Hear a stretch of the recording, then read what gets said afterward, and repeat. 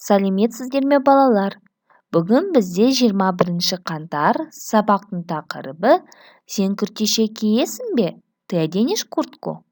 Бүгінгі сабақта сіздер сыртқы киімдердің атауларымен танысасыздар және де қандай киім киетінін айта аласыздар. Бүгінгі сабақтың жаңа сөздері: бас киім, шапка, бас киім, күртеше, куртка, күртеше, жемпір, свитер, жемпір, етік, сапоги, етік, пәлте, пальто, пәлте, белдемше, юбка, белдемше, мойын орағыш, шарф, мойын орағыш, мойын орағыш. Балалар, етік сөзін алайық. Давайте возьмем с вами слово етік. Если мы добавляем окончание к слову етік, то согласный звук «г» меняется на согласный звук «г».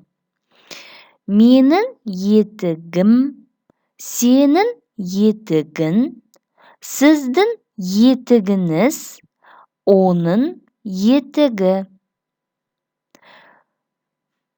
Ребята, если мы говорим, что я одену, например, куртку, ты оденешь куртку, вы оденете куртку, он либо она оденет куртку, то окончание добавляется уже к слову «одену».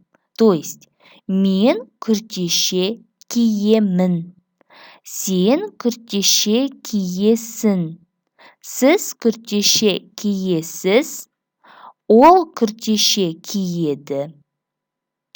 Сен бас киім киесің бе? Ты оденешь шапку? Ол пәлте кие ме? Она оденет пальто? Тыңда, қайтала, оқы. Слушай, повторяй, читай. Күн суық. День холодный. Мен далада ойнаймын. Я буду играть на улице. Бас киім киемін. Одену шапку. Пәлте киемін. Одену пальто. Етік киемін. Одену сапоги. Алибек далада ойнайды. Алибек будет играть на улице. Ол бас киім киеді. Он оденет шапку. Күртеше киеді. Оденет куртку. Шалбар киеді. Оденет штаны. Ботинки киеді. Оденет ботинки. Ол ауырмайды. Он не будет болеть. Оның киімі қалың. Его одежда толстая. Но здесь, ребята, можно сказать в переносном смысле, что его одежда теплая. Балалар, екінші тапсырманы орындайық. Суретке қарап жауап беріңдер. Посмотрите на картинки и ответьте на вопрос. Сен не киесің? Что ты оденешь? Мысалы, например, мен етік киемін. Алибек не киеді? Алибек бас киім киеді.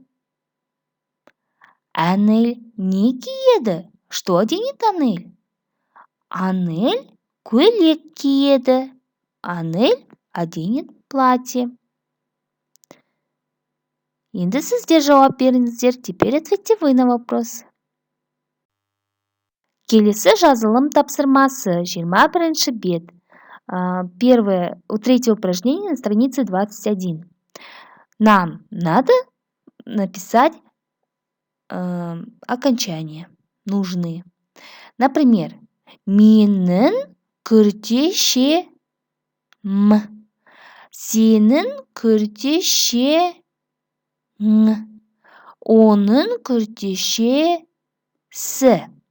Так как слово «күртеше», «куртка» заканчивается на согласный звук «е», к нему добавляются окончания, начинающие с согласного звука, то есть «м», «ң», «с». Менің күртешем, сенің күртешең, оның күртешесі. Теперь возьмем, например, слово «бас киім». Менің бас киімім. Сенің бас киімің. Оның бас киімі. К данному слову добавляется окончание, начинающееся с гласного звука «э». То есть бас киімім, бас киімің, бас киімі.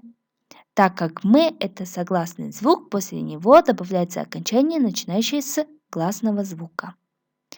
Ребята, теперь вы самостоятельно в тетради выполните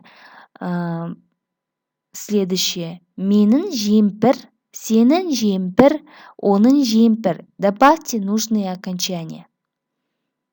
Ребята, чтобы узнать, слово заканчивается на гласный либо согласный звук, вспомните, что гласные звуки можно пропеть, а согласные встречают какие-либо препятствия. Если слово твердое, к нему добавляется твердое окончание, если слово мягкое, то мягкие окончания. Осымен бүгінгі сабақ аяқталды. Рахмет, сау болыңыздар.